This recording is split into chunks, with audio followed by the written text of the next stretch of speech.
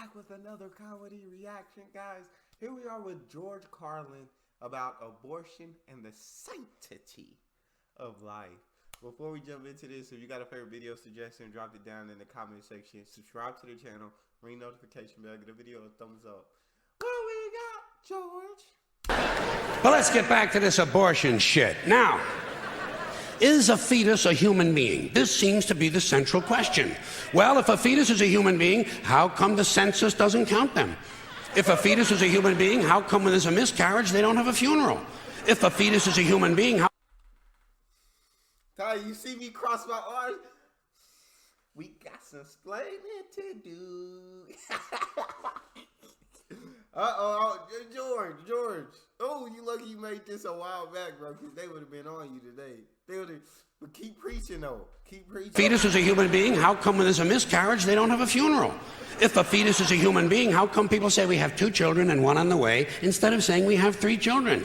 People say life begins at conception. I say life began about 1 billion years ago, and it's a continuous process. Continuous, just keeps rolling along. Rolling along. I say, you know something? Listen, you can go back further than that. What about the carbon atoms? Huh? Human life could not exist without carbon. So is it just possible that maybe we shouldn't be burning all this coal? Just looking for a little consistency here in these anti-abortion arguments. See, the really hardcore people will tell you life begins at fertilization. Fertilization when the sperm fertilizes the egg, which is usually a few moments after the man says, gee, honey, I was going to pull out, but the phone rang and it startled me.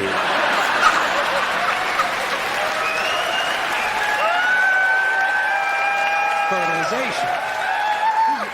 But even after the egg is fertilized, it's still 6 or 7 days before it reaches the uterus and pregnancy begins, and not every egg makes it that far. 80% of a woman's fertilized eggs are rinsed and flushed out of her body once a month during those delightful few days she has. They wind up on sanitary napkins, and yet they are fertilized eggs. So basically what these anti-abortion people are telling us is that any woman who's had more than 1 period is a serial killer.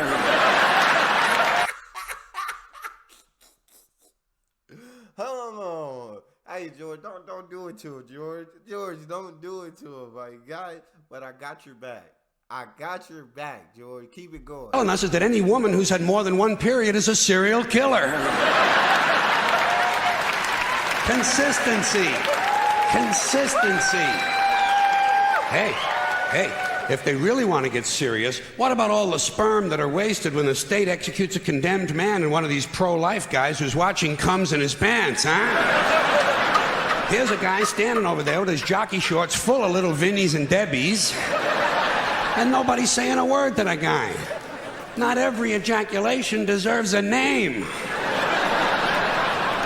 Now, speaking of consistency, Catholics, which I was until I reached the age of reason,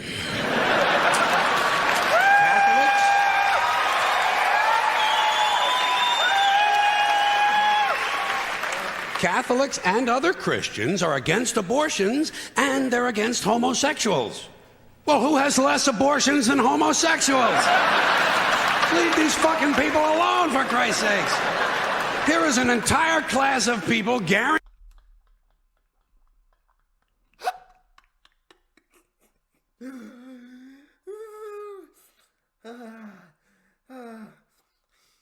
Catholics are against abortions and homosexuals.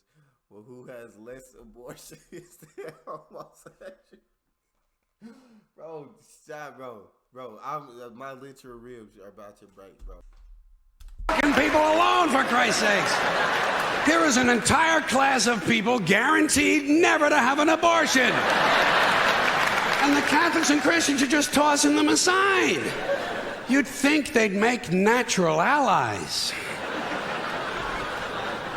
Go look for consistency in religion. And speaking to my friends, the Catholics, when John Cardinal O'Connor of New York and some of these other cardinals and bishops have experienced their first pregnancies and their first labor pains, and they've raised a couple of children on minimum wage, then I'll be glad to hear what they have to say about abortion. I'm sure it'll be interesting. Enlightening, too. But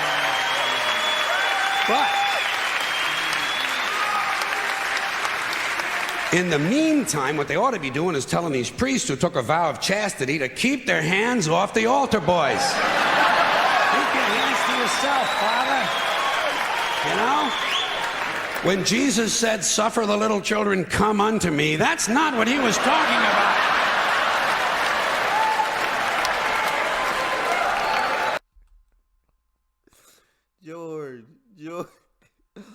George, chill. Chill.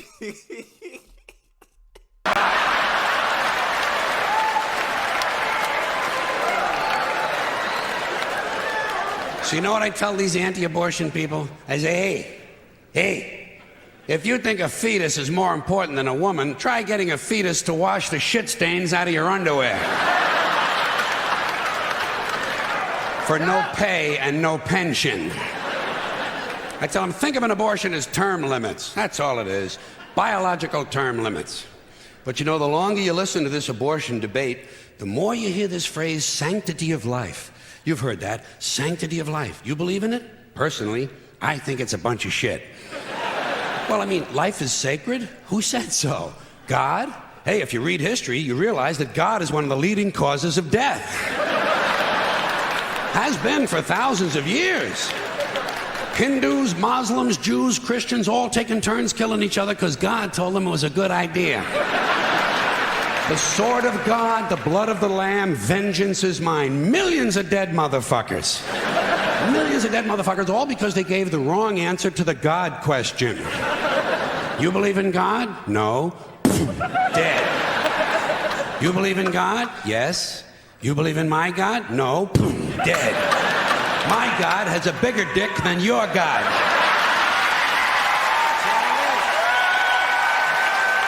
Bro, George is completely unfiltered, bro. This man, he don't care if it's controversial. He don't care what topic it is. George is gonna give you how he feel about it. And he unfiltered. I love it. I love it.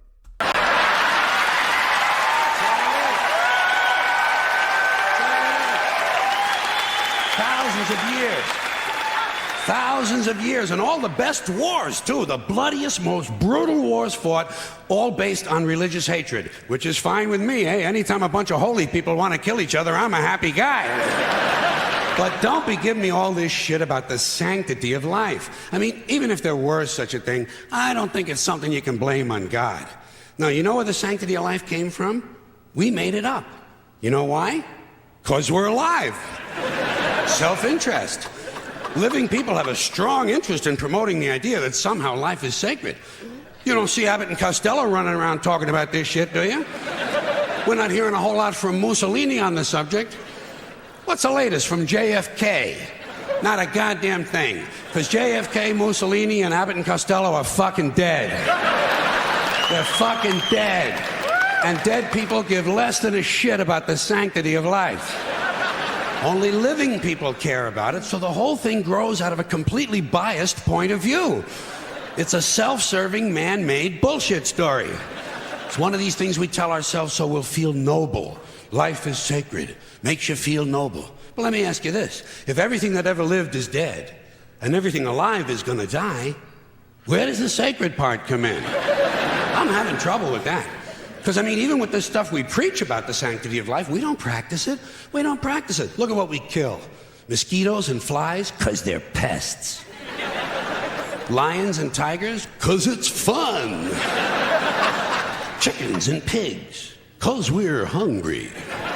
Pheasants and quails, because it's fun. And we're hungry. And people, we kill people, because they're pests. And it's fun.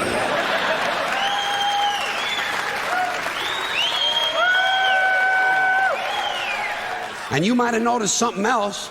The sanctity of life doesn't seem to apply to cancer cells, does it? You rarely see a bumper sticker that says, "Save the tumors." Or "I break for advanced melanoma."